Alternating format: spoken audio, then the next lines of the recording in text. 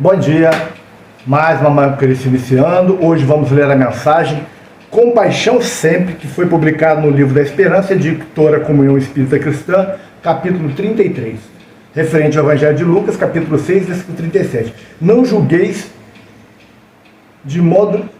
não julgueis para não ser julgados, não condeneis para não seres condenados, e absorvei e serei absorvidos. Mensagem do Evangelho de Lucas, capítulo 6, versículo 37. Vamos à mensagem então, para depois tecermos os nossos comentários. Compaixão sempre. Perante o companheiro que te parece malfeitor, silencia e ampara sempre. Assim como existem pessoas aparentemente sadias, carregando enfermidades que apenas no futuro se farão evidentes para a intervenção necessária, há criaturas supostamente normais, portadoras de estranhos desequilíbrios, aos quais se lhes debitam os gestos menos edificantes. Compadece, pois, e estende os braços para a obra do auxílio. Muitos daqueles que tombaram na indisciplina e na violência, acabando segregando nas casas de tratamento moral, guardam consigo os braseiros de angústia que lhe foram impostos em dolorosos processos obsessivos pelas mãos imponderáveis dos adversários desencarnados de outras existências. E quase todos os que esmorecem no caminho das próprias obrigações rendem-se ao assalto da crueldade e do desespero. Rendendo-se ao assalto da crueldade e do desespero, sustentaram por tempo enorme, na intimidade do próprio ser, a agoniada tensão da resistência às forças do mal, sucumbindo muitas vezes à míngua de compreensão e de amor. Para todos eles, os nossos irmãos, caídos em delinquência, volvamos assim pensamento e ação tocados de simpatia, recordando Jesus, que não cogita de nossas imperfeições para sustentar-nos, e certos de que também nós, pela extensão das próprias fraquezas, não conseguimos em verdade saber em que obstáculo do caminho os nossos pés tropeçarão. Não julgueis para não serdes julgados. Não condeneis para não serdes condenados. Absorveis e sereis absorvidos. Ou perdoai e serás perdoados. Então, compaixão sempre. Ontem nós falamos sobre a misericórdia, não podemos esquecer. Ontem nós falamos sobre os inimigos. E hoje estamos falando sobre a compaixão sempre. São temas extremamente importantes, gente. Porque todos nós temos inimigos, todos nós precisamos receber e precisamos dar misericórdia. Todos nós precisamos que os outros tenham compaixão sempre para com os nossos erros, para as nossas atitudes, e também nós precisamos ter compaixão para com os outros. Essa é uma atitude importantíssima, porque todos nós somos espíritos ainda em caminho, em processo evolutivo. Como o Emmanuel fala aqui, nós não sabemos, devido a todo o arcabouço de erros que ainda nos envolve, em que momento nossos pés tropeçarão.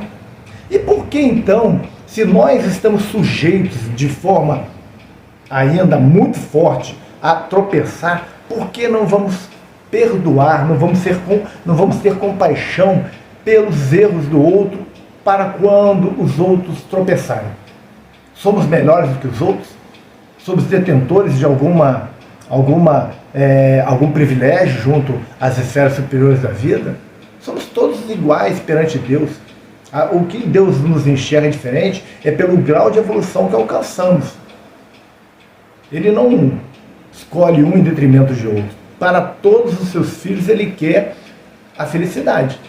Cada um de nós está num momento espiritual diferenciado. Uns estão mais à frente, outros estão mais atrás, outros parelhos com a gente, mas todos estamos no caminho do progresso, no caminho da evolução. E todos nós ainda sujeitos aos vícios morais que ainda nos assolam. Não podemos esquecer dos vícios morais, todos nós temos vícios morais. Todos nós ainda cometemos equívocos, todos nós ainda somos governados pelas paixões. Haverá um tempo em que as paixões perderão força, surgirão as virtudes com muita ênfase, com muita força, e nós vamos começar cada vez mais a extirpar das nossas vidas os vícios morais. Mas isso é processo, gente. Muitas vezes de longo prazo. Depende da vontade de cada um. E para que nós possamos avançar mais rapidamente, faz-se necessário usar de compaixão, usar de misericórdia, amar os inimigos. São diretrizes de Jesus, do nosso Senhor Jesus. E algumas pessoas querem olhar para o Evangelho naquilo que lhe interessa, nas benesses que o Evangelho oferece, nas recompensas das bem-aventuranças.